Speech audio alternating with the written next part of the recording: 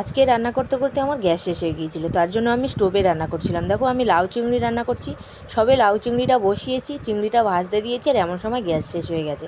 কি করব, তাড়াতাড়ি করে স্টোভ জ্বালিয়ে রান্নাটা আমার কমপ্লিট করতে হলো। ভাতটা আগে বসিয়ে দিয়েছিলাম, সবে মাত্র ভাতটা হয়ে গেছে, যখনই আমি তরকারিটা বসাতে যাব তখনই আমার গ্যাসটা শেষ হয়ে গেছে।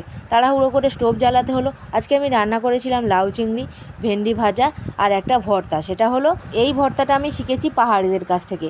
ওদের এই ভর্তাটা আমার দেখতেও খুব ভালো লাগে, তাই এই ভর্তাটা আমিও আজকে বাড়িতে বানিয়ে নিলাম। আর এমনিতেও আমিও কিন্তু অনেক রকমের ভর্তা রেসিপি জানি, সেটা এক এক করে তোমাদের সাথে শেয়ার করব আমি কিভাবে ভর্তাগুলো বানাই।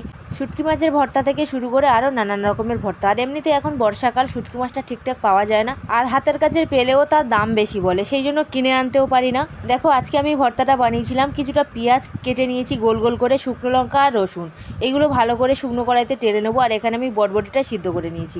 সবগুলো আমার টালা হয়ে গেছে, চিংড়িও ভাজা ছিল আগে থেকে। এখন আমি শিলে সব কিছু ভালো করে বেটে নেব।